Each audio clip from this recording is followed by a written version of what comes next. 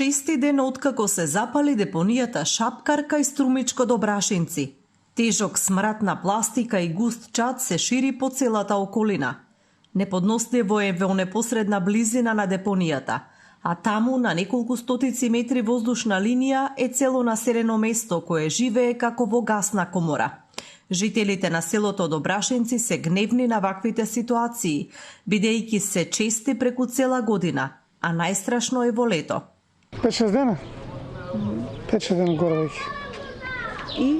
И што е, смрда, нели? Мириса. Смрда, и тие што има бегат. Не го гасат. Таа е работа. Тоа до комуналис треба. До комуналис. Да видат, оти они го фрат ѓуброт таа. И смрда на сите страни. Проблем. И сами ви гледат. Ние одеме таму, али како да ви кажам, ја не знам, а дека немаме градоначалници што треба да жертвуваат да го се гаси од почеток, а не паш кога се запале, се те трчат да гасат. Не се гаса тоа. Најдлон е пластика, гуми, книги, за прес не го гаси никој. Тоа.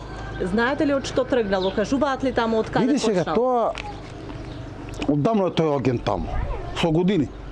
И сега багер кога буте таму и се разлива па ветер го разнесува од сам себе си запален огин. Не, никој не го пали. И јас таму работам, берам пластика, железо, јас берам таму. Управувањето со оваа депонија е нејасно. Отпадот го депонираат 3 општини – Струмица, Босилово и Василево.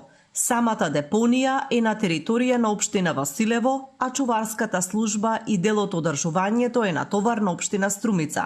Земјиштето пак му припаѓа на јавното претпријатие Национални шуми, подружница Беласица. Во вакви услови надлежностите си ги префрлаат едни на други. Од комуналец велат дека вложиле преку 1,5 милион денари за гаснење на пожарот, но повикуваат и другите да се вклучат во интервенцијата. Комуналното претпријатие потврдува дека гори цела територија на депонијата поради што е тешко да се локализира пожарот.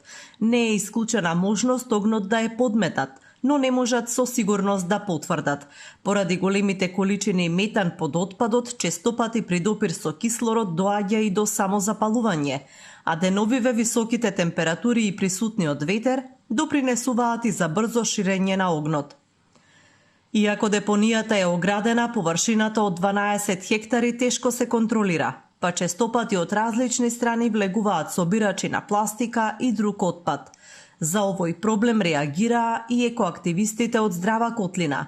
Тие бараат општините и инспекциите да ја сватат сериозно ситуацијата и да спречат труење на населението, кое речиси цела седмица е изложена на чад од запален отпад.